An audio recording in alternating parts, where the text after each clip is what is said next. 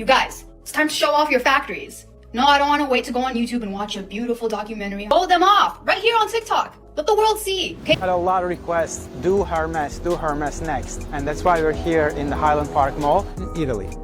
Made in China. Or maybe made in Chile. Oh yeah, that should be a thing, by the way. For decades, Hermes has stood as the untouchable giant of luxury. A brand so exclusive, so meticulously crafted, that owning one of its bags wasn't just a purchase, it was a statement. To get your hands on a Birkin or Kelly, you didn't just walk into a store. You waited, you networked, you proved yourself worthy of the waitlist. But all of that mystique came crashing down when a wave of shocking revelations surfaced, not from fashion critics or disgruntled influencers, but from the very people who claimed to make the bags. Louis Vuitton, Chanel, Gucci, Coach, Prada, you name it. Most of them are made in China. Chinese manufacturers. Videos began flooding TikTok and social media, showing what appeared to be authentic Hermes bags coming straight off Chinese production lines. Suddenly, the narrative of candlelit Parisian workshops, where elite artisans with years of training painstakingly stitched leather by hand, was under fire. My point is, I think it's crazy how designer brands have been selling things for thousands when China sell them on and literally they're so cheap. Chinese manufacturers are making the same, like the actual Birkins, and then they are also selling these on the side as well. Technically, this is an absolute fucking bargain because it's the exact same material as a Birkin. The world watched as these manufacturers boldly stepped out of the shadows, pulling back the velvet curtain on one of fashion's most powerful myths. What stunned consumers wasn't just the possibility of outsourcing. It was the idea that the luxury they'd been paying top dollar for might have been nothing more than a clever illusion. Were customers paying $20,000 for a handcrafted masterpiece? Or just for a label slapped on in Europe? As whispers turned to viral exposés, the Hermes empire found itself facing something it had never encountered before: mass public doubt. But the backlash was just beginning. The heart of the storm came from unexpected whistleblowers. De l'entrée, où on me donne des morceaux de cuir jusqu'au moment où je vais avoir livré ma pièce, je veux pas qu'on reproduise un geste de façon indéfinie en se disant bon bah je fais toujours ce même geste et... You recognize this style, this bag? Of course you do. For the past more than 30 years, we have been the OEM factory for most of the luxury brands around the world. Gucci, Prada, Coach, Louis Vuitton, you name it. Chinese manufacturers who claimed they were the real hands behind Hermes' most coveted bags. According to these factory workers, the process was no longer the romantic image sold to the public. No dimly lit ateliers in Paris, no artisan bent over a workbench with years of training under their belt. De l'entrée, où on me donne des morceaux de cuir jusqu'au moment où je vais avoir livré ma pièce, je veux pas qu'on reproduise un geste de façon indéfinie en se disant bon bah je fais toujours ce même geste et... Instead, they alleged, the bags were mass-produced in high-tech Chinese factories, then quietly shipped to Europe where a Made in France or Made in Italy label was attached. The exposés showed stunning behind-the-scenes footage. Identical leather cuts, identical hardware, identical stitching, all done outside the borders of Europe. A Birkin's famous 20-hour build time? According to these claims, it was being efficiently streamlined in massive overseas operations, reducing cost and boosting output. What sent shockwaves through the public was the idea that this wasn't just a copycat operation. These manufacturers weren't claiming to make replicas, they were claiming to make the real thing, destined for luxury boutiques on Rodeo Drive and Paris's elite salons. TikTok videos began dissecting every detail, comparing authentic Hermes bags with those from Chinese factories. A little over 1 square foot of vaqueta leather came out, 2 different finishes. The best vaqueta leathers in the market is $7, $8. At their level, let's give them $10. And you need 2 square foot. So $20 for the leather, $5 for the materials, inner linings, fabrics, authentication, chip, and $10 for the labor. To many viewers, the differences were almost invisible. The myth of untouchable European craftsmanship was crumbling, and consumers were left to wonder, if the same hands are making these bags, what exactly are we paying for? And what happened next would rattle the entire industry. As the scandal deepened, one question echoed across social media. Why are we paying tens of thousands of dollars for these bags?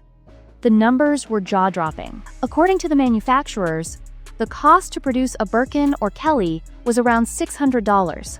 That's materials, skilled labor, and hardware included. Yet on the boutique floor, those same bags sell for $15,000, $25,000, or even $40,000 depending on the model and rarity. For years, Hermes justified its sky-high prices by pointing to heritage, craftsmanship, and exclusivity. The public was told they weren't just buying leather and hardware, they were buying a legacy, a piece of fashion history painstakingly handcrafted by elite artisans. A slowdown and a contraction in the global luxury market. About 50 million people either opted out or were forced out of the luxury market over the past 2 years. I do feel people started to get tired of purchasing products and realized that we just bought too much and it didn't really make us happier. But as the allegations spread, that narrative began to look like pure marketing spin. If the same bags could be made in China, with no perceptible drop in quality, then the price tag started to seem less about craftsmanship and more about brand prestige. Luxury experts argued that consumers weren't just buying a product, they were buying the illusion of exclusivity. But now that illusion was cracking, and fast. Suddenly, people were asking hard questions. Is luxury still luxury when the veil is lifted? Can a logo justify a 65x markup? More importantly, were buyers being emotionally manipulated into paying for a story rather than a substance? The debate over luxury's true value was ignited, and the flames were spreading fast. But Hermes wasn't about to stay silent. The moment the allegations hit critical mass, Hermes sprang into action, and they didn't hold back. Their legal team went into full crisis mode, filing lawsuits against several Chinese manufacturers for defamation, intellectual property theft, and unauthorized reproduction. Publicly, Hermes doubled down on its image, issuing firm statements that every single product was handcrafted in France by artisans who undergo years of rigorous training. But behind the polished press releases, insiders described a very different picture, one of chaos, panic, and urgent damage control. Internal memos allegedly warned of a brand reputation emergency, with executives scrambling to contain the fallout. The lawsuits weren't just about stopping the factories. They were about salvaging a myth, preserving the shimmering aura of exclusivity that Hermes had spent decades building. Yet no matter how strong their denials, the images circulating online had already left a deep scar. For the public, seeing was believing, and no statement could erase the footage of workers in overseas factories handling the same leather, the same hardware, the same stitches. Hermes might have been winning in court, but they were losing in the court of public opinion. And once trust begins to slip, no luxury brand, not even Hermes, is immune. And soon, the backlash would spill onto social media, setting off a consumer revolt. Once the footage hit social media, the luxury world faced a reckoning like never before. TikTok, Instagram, Reddit, all were flooded with side-by-side comparisons of Hermes bags from boutiques and the alleged factory-made versions. To the average consumer, the differences were microscopic, if they existed at all. Comment sections turned into battlegrounds, with frustrated buyers asking why they had paid $25,000 for something that could be reproduced for a fraction of the cost. The resale market, once a thriving ecosystem of collectors and enthusiasts, began to spiral. Resellers quietly pulled listings, fearful of authenticity questions. Auction houses, third-party luxury verifiers, and consignment platforms were overwhelmed, scrambling to audit inventory and tighten verification standards. Even more damning, some Hermes collectors began questioning the value of bags they'd purchased years ago. Bags they'd insured for tens of thousands, now shadowed by doubt. On TikTok, viral comments summed up the fury perfectly.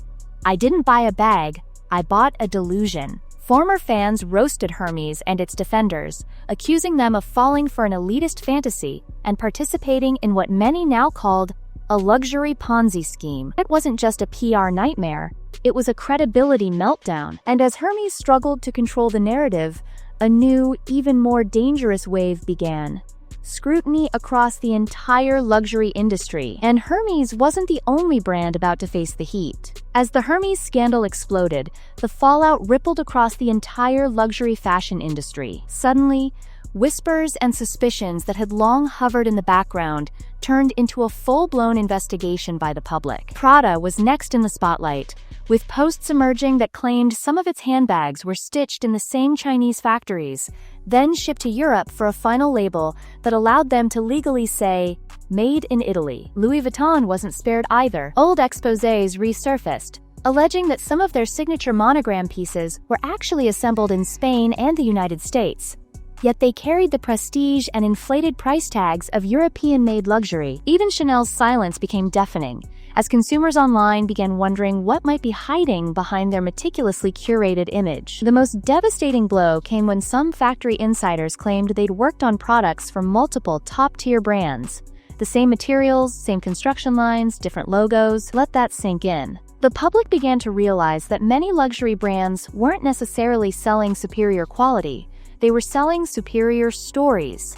And once that narrative collapsed, the entire foundation of luxury began to wobble. But the unraveling didn't stop there.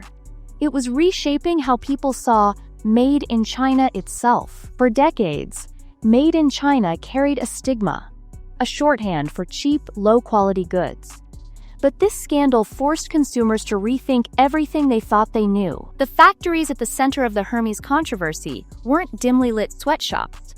They were state-of-the-art facilities producing goods that, in many cases, matched or even surpassed European standards. The myth that Chinese manufacturing automatically meant inferior products began to crumble. What emerged instead was a picture of modern, highly skilled production lines capable of crafting luxury-level items, sometimes using the exact same materials as their European counterparts. Consumers were forced to confront an uncomfortable truth. They weren't necessarily paying for better quality when they shelled out for European luxury. They were paying for branding, storytelling, and the emotional high of exclusivity. As this realization spread, the internet became a breeding ground for sharp, sarcastic commentary, poking holes in the long untouchable aura of luxury. More and more buyers began questioning whether made in France or made in Italy meant anything at all beyond marketing. The luxury industry's carefully spun veil of craftsmanship was thinning, and the rise of global transparency was changing everything. Suddenly, it wasn't just Hermes facing the music. The entire luxury world was under the microscope, and that led to the most pressing question of all. Could the industry survive this new era of exposure? With the internet tearing down the gates of secrecy, the luxury industry faces a reckoning it can't ignore. For Hermes, the financial stakes are massive. Its reputation, once its greatest asset, is now under siege. Lawsuits might win courtroom battles, but they can't erase public perception. And Hermes isn't alone in this crisis. If the public has learned anything from the fallout, it's that no luxury brand is too big to fail when the curtain is pulled back. Collectors are rattled, resale markets are shaky, and consumers are demanding answers. The traditional pillars of luxury, exclusivity, craftsmanship, heritage, are starting to look like fragile illusions in a world obsessed with transparency. Brands that once controlled their image with ironclad precision are now scrambling to adapt to an era where social media can expose a hidden supply chain in minutes. The bigger challenge looms. How can luxury survive when mystery, not just quality, is its main currency?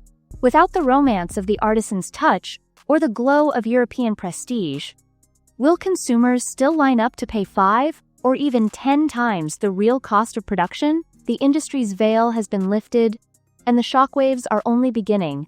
In a world where the truth is just a click away, the luxury industry faces its biggest test yet. And the question is no longer just about bags, but about survival.